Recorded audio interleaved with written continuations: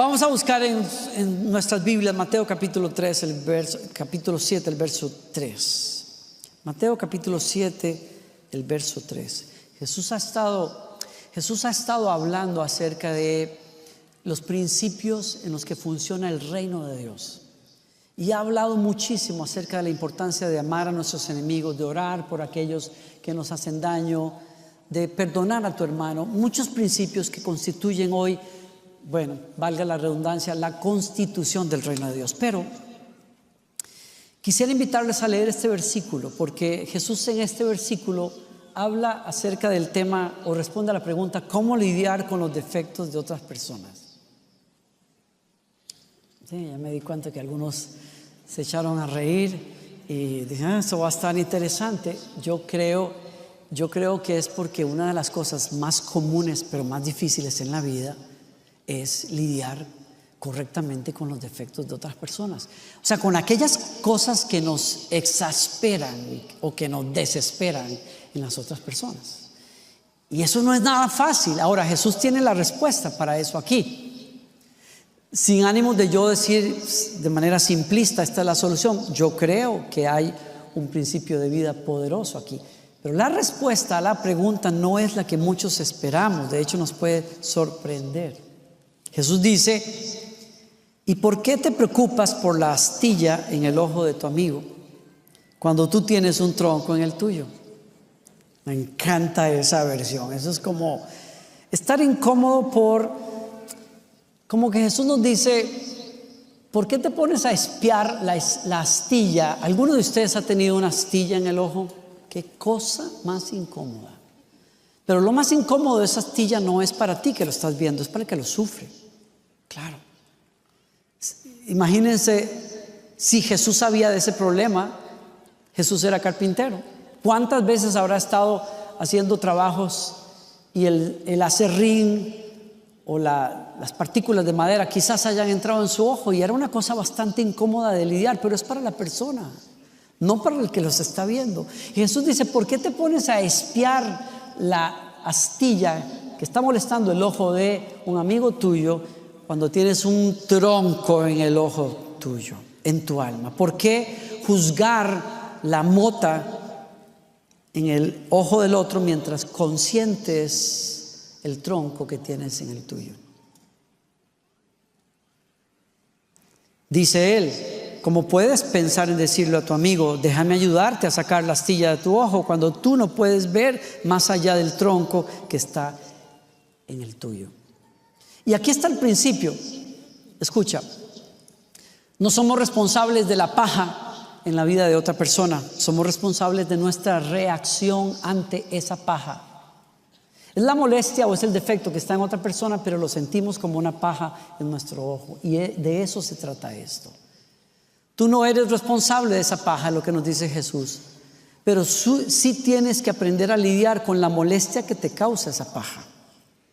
No querer lidiar con nuestra reacción ante el defecto o la ofensa de otra persona es como tener un ojo, nuestro propio ojo, y obviarlo. No se puede. Este es el punto. Y por eso Jesús creo que lo dice y me habla a mi corazón. Es más fácil achacarle a otro nuestro problema, porque así evitamos asumir la responsabilidad por nuestra propia molestia o por una necesidad que el otro no está respondiendo. ¿Alguien está aquí conmigo todavía? Hay que aceptar entonces que la clave para lidiar con lo que nos molesta en otro es lidiar con nuestra reacción, es lidiar con nosotros mismos. Hay ejemplos bíblicos. ¿Se acuerdan ustedes de que en una ocasión la mamá de dos gemelos que son discípulos de Jesús se acercó y le dijo: Jesús, yo quiero pedirte algo como mamá. Yo veo que tú quieres mucho a tu mamá, eres un buen hijo. Voy a aprovechar para decirte: yo quiero que en tu reino, cuando tú te sientes a gobernar, porque ellos pensaban que Jesús iba a restaurar el reino de Israel y entonces se iba a sentar en una mesa de gobierno, y le dijo: Jesús, no seas malito, cuando tú estés en tu reino, cuando comiences tu gobierno, haz que mis dos pollitos se sienten a tu lado, uno a tu izquierda y el otro a la derecha. Qué cosa más bella. Que las mamás son ocurrentes, son bellas, nadie siquiera se le acerca a las mamás, pero tienen algunas ideas, son muy ocurrentes, siempre tienen ideas. Muchas son buenas, otras bueno, pero siempre están con ideas. Y claro, el tema hoy no es el Día de las Madres, ni es para hablar de las madres, es más bien para hablar de lo que pasó con los discípulos, porque los discípulos se enojaron con ella. Y se enojaron, realmente dice el Evangelio, con sus dos compañeros de equipo. Se enojaron con ellos. Y Jesús está hablando precisamente de eso. ¿Por qué? Porque realmente el problema aquí no fue que una mamá fuera suficientemente viva para pedirle un favor a Jesús. Fue que a los demás dijeron, chin, ¿por qué no se nos ocurrió a nosotros primero? Dirían los mexicanos. Eso no es malo, ¿verdad? Gracias a Dios. Nunca usé esa palabra, pero se me ocurrió. Chin, ¿por qué no se nos ocurrió a nosotros? ¿No? ¿Por qué no se nos ocurrió primero? Entonces decir, nos molesta mucho la petición, develó un problema en ellos. Querían lo mismo quizás, pero no tuvieron las agallas de pedirlo primero. La ambición era igual. Hay otro caso que me llama la atención y es, ¿se acuerdan ustedes de aquella mujer que fue sorprendida en el pecado de adulterio? Y entonces la trajeron a una plaza donde Jesús estaba y los líderes le dijeron a Jesús, hey, la ley dice que hay que apedrearla. ¿Qué dices tú? Jesús escribe en tierra, espera, la presión se hace más grande y entonces se levanta Jesús y les dice, el que de ustedes esté libre de pecado, lance la primera piedra. Es que somos muy rápidos para criticar los defectos de los otros e ignorar y consentir los nuestros. Y lo que Jesús está diciendo de alguna manera a nosotros es, ten cuidado de saltar a criticar, a juzgar y a resolverle el problema a la otra persona, porque el mismo estándar se te va a aplicar a ti.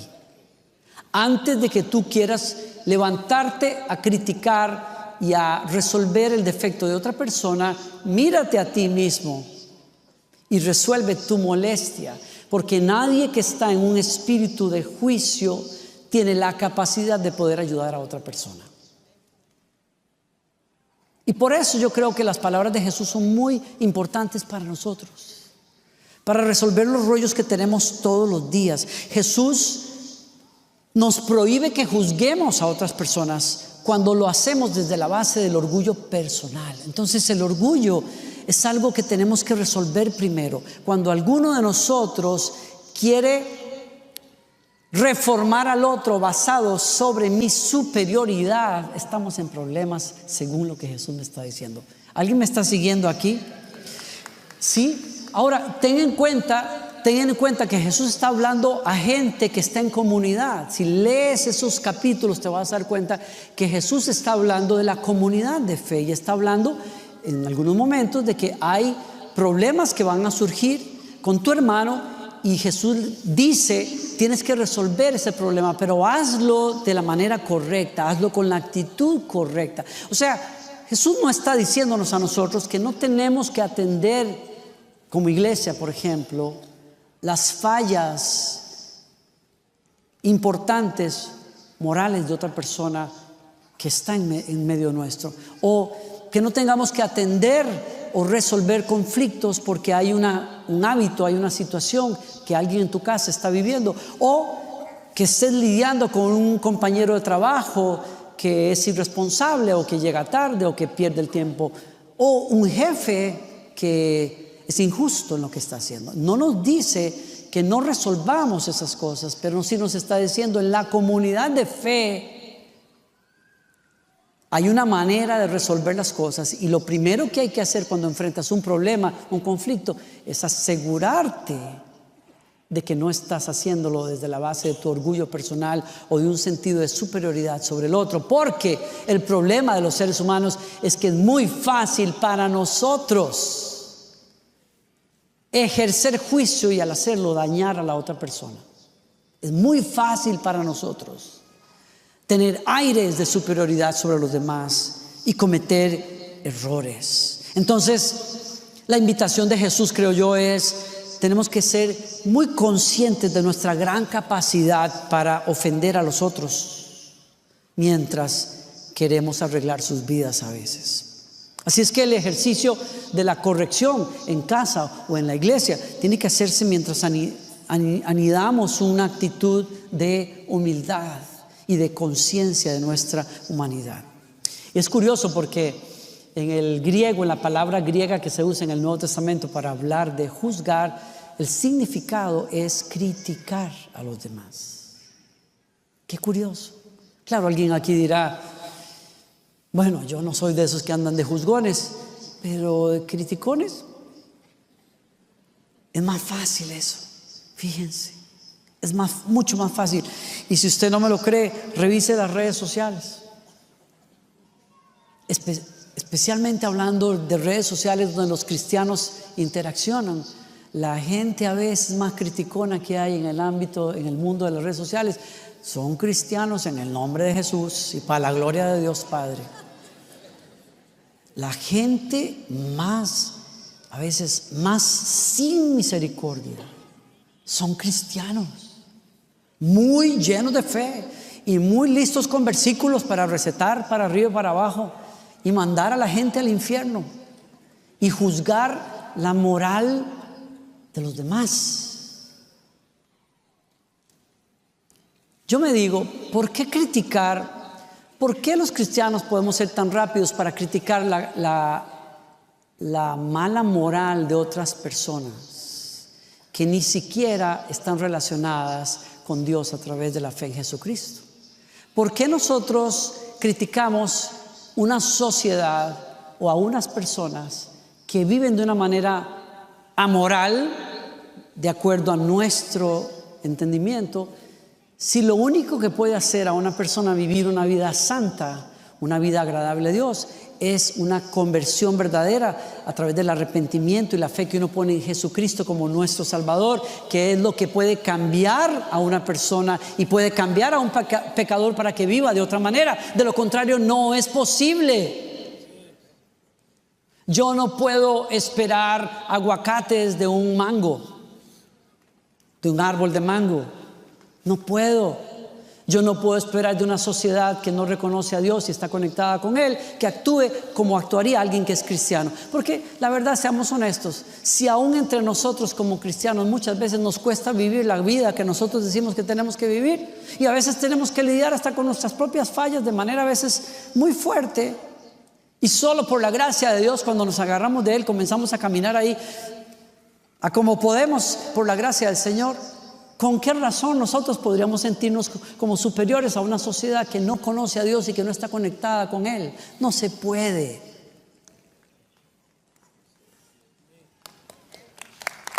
Así que no fuimos llamados a criticar, no fuimos llamados a condenar, fuimos llamados a predicar el poder transformador que hay en el Evangelio, las buenas noticias de nuestro Señor Jesucristo. Hay perdón, hay vida nueva en Él. Ese es el mensaje que tenemos para los demás. Pero voy a mi punto. ¿Cómo lidiar con los defectos que nos molestan en las demás personas? Encontré un artículo que me encanta y quiero entregarles esto. Tony Schwartz escribió un artículo en una revista para el Harvard Review que llamó "El secreto para lidiar con gente difícil es que se trata de ti". Me encantó. Y él comenta, estoy citando, él dice: culpar a otros por la forma en que nos sentimos es una forma de autoprotegernos. Lo que está mal no es nuestra culpa.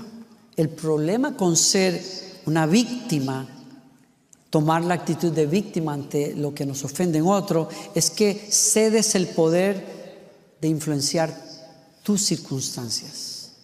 La verdad dolorosa cuando tratamos con gente que nos molesta es esta: no vas a cambiarlos. La única persona que tiene la posibilidad de cambiar en esa situación eres tú mismo. Entonces él comenta 3 lentes, y eso es interesante, porque yo me doy cuenta que cuando yo estoy lidiando con una persona difícil para mí, yo voy a usar los lentes que la vida me ha provisto para lidiar con ese problema. las experiencias con mis hermanos en la niñez, mi crianza y cultura, algunos prejuicios que yo tengo, porque usted sabe, tal vez usted no los tenga, pero yo he tenido prejuicios donde yo digo, ay, sí, ese tipo de gente siempre hace lo mismo. Esa gente así son vagos. Y generalizamos porque tenemos prejuicios. Entonces, me doy cuenta que aunque nosotros digamos, esta situación que tengo con esta persona la voy a analizar, siempre vamos a utilizar lentes que yo escojo para leer a esa persona, leer el problema. Y en ese sentido, este señor Tony dice, hay por lo menos 3 lentes que yo quiero invitarte a tomar cuando estás lidiando con una persona. Cámbiate los anteojos y trata de resolver con un lente distinto. Número 1, para los que gustan tomar nota, el lente del optimismo realista. Optimismo realista. Él dice, hazte 2 preguntas cuando estás lidiando con una persona difícil para ti. 1, ¿cuáles son los hechos reales en esta situación? Analiza inteligentemente qué son las cosas que están realmente pasando. Y la segunda pregunta es, ¿qué historia me estoy contando con respecto a esto? Es decir, necesito analizar en frío qué es lo que está pasando, pero la otra cosa es necesito entender cómo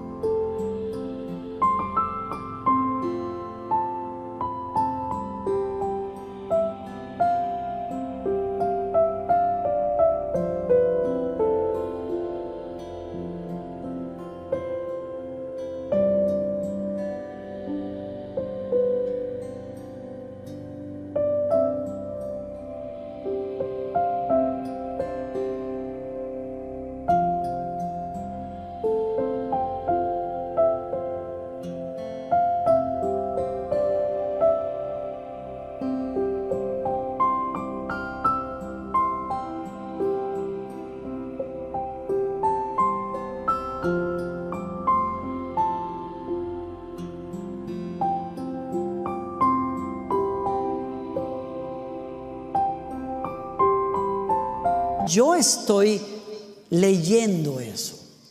Si yo contesto esas dos preguntas, me voy a dar la oportunidad no de reaccionar ante la ofensa de la persona o lo que me molesta de la persona, sino que me voy a dar la oportunidad de interpretar de otra manera el defecto de esa persona. ¿Alguien me sigue aquí? Tiene que ver con buscar una alternativa, una visión diferente. 2, lentes inversos. Es decir, esto tiene que ver con tratar de ver el mundo a través de los ojos de la otra persona. Y hay 2 preguntas que hacerse para poder tomar estos lentes. ¿Cómo se sentirá esa persona? Voy a ponerme en los zapatos de ella, tratando de pensar cómo me sentiría yo lidiando conmigo mismo. ¿Están aquí? ¿Alguno ha hecho ese ejercicio? No es fácil hacer ese ejercicio, pero vale la pena hacerlo. ¿Cómo se sentirá lidiar conmigo mismo? ¿Cómo se sentirá esa persona? La otra pregunta, ¿cuál es mi responsabilidad en todo esto que está pasando? No sé si se están dando cuenta, pero cuando uno trata de probar lentes distintos, el problema deja de estar en la otra persona y comienzo a asumir responsabilidad por lo que está pasando. ¿Están aquí? En otras palabras, los lentes inversos es simplemente abrazar la empatía por la otra persona. La otra persona quizás no tiene la capacidad, no tiene la experiencia, no es consciente de la molestia que me está causando y tengo que ponerme en los zapatos de ella para poder lidiar. Y cuando dije ella, no estoy hablando de mi esposa, estoy hablando de la persona, ¿ok? Pero bueno, estas cosas sirven para el matrimonio también, yo creo. Yo no puedo imaginar lo que será estar casado conmigo y lidiar conmigo. Gloriana, que Dios te bendiga. Yo creo que por eso te veo desde que nos casamos más santa, más cerca del Señor. Yo creo, te he ayudado, mi amor. Esa es mi parte, gloria a Dios. 3, lentes largos, lentes a largo plazo. Es la mejor manera en que puedo ponerlo. O sea que cuando tú analizas la situación te das cuenta de que estás realmente lidiando con un problema muy serio que no va a cambiar y que va a ser tan fuerte para ti lidiar con esto que tienes que encontrar una manera de vivir el momento en lo que llega un futuro mejor. Y esa es la invitación del escritor, es por encima de lo que está pasando hoy, ¿cómo puedo crecer y aprender de esta experiencia? He dicho que la invitación de Jesús es cuando estás lidiando con la paja en tu hermano, no mires a nadie, no codees a nadie, pregúntate, la molestia que tengo, ¿se deberá realmente que hay asuntos que yo tengo que resolver? Porque de no ser así, nadie tiene el poder de hacerme reaccionar sino yo mismo. Nadie tiene el poder de molestarme si yo no le doy permiso. Nadie tiene el poder de ofenderme si yo no le permito a que la ofensa entre. Por lo tanto, este problema que yo quiero resolver en la persona, en realidad me hace un favor. Es, ¿qué tengo que resolver yo aquí? Y la invitación del escritor es, toma un lente del optimismo realista para analizar las cosas y tratar de encontrar una interpretación distinta que no estás considerando de la situación. 2, lentes inversos, trata de ver el mundo a través de los ojos de esta persona. Y 3, visión a largo plazo. Señor, ayúdame a aprender de lo que estoy viviendo, lo que tengo que aprender y esperar un futuro mejor que tú me puedes dar. Dame la gracia para resolver lo que yo tengo que resolver. Si creemos eso, no vamos a estar preguntando o pensando en otra persona cuando escuchamos una buena prédica, esas recalcitrantes, aleluya, si hubiera venido la hermana Teresa. Ay, Señor, este versículo, qué belleza de versículo. El hacha está puesta a la raíz y Él cortará a todo aquel que no. Ay, si le hubiera dicho eso a Alberto, ¿cómo se me fue, Señor? La próxima vez. No vas a estar pensando en otra persona. Vas a tener la humildad de decir, ¿qué me quieres decir a mí, Señor? ¿Qué tengo que aprender yo? ¿Qué ceguera tengo que quitar de mis ojos para ver una realidad que sería más fácil ignorar? Y ayúdame, Señor, a dejar de estar espiando lo que no me importa, las astillas en el ojo de alguien más, y dame la honestidad para lidiar con el tronco que está en mi vida. Yo creo que si abrazamos esa verdad, vamos a encontrar mejores maneras de lidiar con los problemas que encontramos con otras personas. ¿Alguien recibe esa palabra hoy? Les invito a que se pongan de pie y me acompañen en esta oración. Prometo que ya no extiendo más esto. ¿Recibieron esa palabra? ¿Les puede ayudar, creen ustedes? Oramos juntos. Padre nuestro, gracias por tu presencia, por tu Espíritu Santo y por tu palabra. Hemos vivido una tarde maravillosa aquí en tu presencia. Señor, dile conmigo: recibo tu palabra, Señor. Abrazo tu palabra. Te pido, Señor, que me des la humildad de aprender en medio de lidiar con los errores de otros, con las injusticias de otras personas, con las ofensas. Señor, hoy te pido de todo corazón, Señor, cámbiame a mí primero. Dame la capacidad de ver dónde yo tengo que crecer, dónde yo tengo responsabilidad en este conflicto que tengo en mi trabajo o en mi matrimonio, y ayúdame, Señor, a bajarme del lugar del orgullo propio, del juicio, de la condenación, del sentido de superioridad, y dame el corazón dispuesto. Ayúdame, Señor, a hacer tu voluntad, a perdonar lo que tengo que perdonar, a ser llevadero donde tengo que serlo, Señor. Y cuando tenga que corregir algo en la vida de alguien que tú pones en mi camino, Señor, ayúdame a hacerlo en tu espíritu, como dice tu palabra, con mansedumbre, considerándote a ti mismo, que eres fácilmente vulnerable para caer también. Ayúdanos a ser una familia, un matrimonio y una comunidad que restaura, que levanta, que espera lo mejor de los demás, que llevamos las cargas los unos de los otros y soportamos con paciencia a los demás, como los demás nos soportan a nosotros. A veces, Señor, y me acerco a ti, díselo conmigo, como dices en tu palabra, cuando te decimos: y perdónanos nuestras ofensas, así como nosotros también ya hemos perdonado a los que nos ofenden. No, Señor, no nos acercamos a ti a pedirte que lidies con nuestros errores, si no hemos lidiado con gracia los errores de los demás, Señor. Por eso estamos aquí y te pedimos gracia y te pedimos fuerza.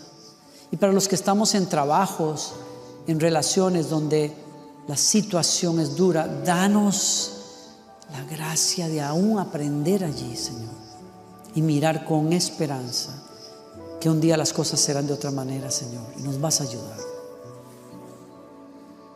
Padre, hoy oro por todos los que están acá o nos miran, Señor, y no tienen una relación personal contigo, Señor, pero que tienen la claridad hoy de que la necesitan, porque ¿cómo nosotros podríamos vivir de otra manera si tú no entras en nuestro corazón? Por eso hoy te invitamos. Dile conmigo, si tú estás aquí en esta reunión y Jesús no ha entrado en tu corazón, ¿por qué no lo invitas? Dile conmigo: Señor Jesús, te invito, toma tu lugar en mi vida. Entra en mi corazón. Yo te pido perdón por mis pecados, Señor. Yo creo que tú viniste a salvarme de ellos. Yo creo que eres el Salvador del mundo. Límpiame con tu sangre y hazme un hijo tuyo, una hija tuya. Te rindo las riendas de mi corazón. Sé mi Señor y mi Salvador a partir de hoy. Hazme tuyo para siempre. En el nombre de Jesús. Amén. Si hiciste esa oración hoy, la Biblia enseña que Jesús entró en tu corazón, que eres una nueva persona. Te quiero pedir un favor. Varios pastores vamos a estar en el lobby de la iglesia, en una sala que se llama Nuevos Comienzos. Quisiéramos orar por ti, regalarte algo y poder animarte a entender qué significa seguir a Jesús más de cerca. Acéptame la invitación, van a ser unos pocos minutos allá. A los demás de ustedes les recuerdo dos cosas. Voy a estar saludando al final si quieren acercarse. El viernes los esperamos, va a ser muy bueno, 7:30. Y creo que eso es todo por hoy. Que el Señor te bendiga y te guarde, que el Señor haga resplandecer su rostro sobre ti y te dé paz. Que el Señor te bendiga en tu salida, en tu entrada. Que Él te llene de su favor donde quiera que estés. En el nombre de Jesús. Amén.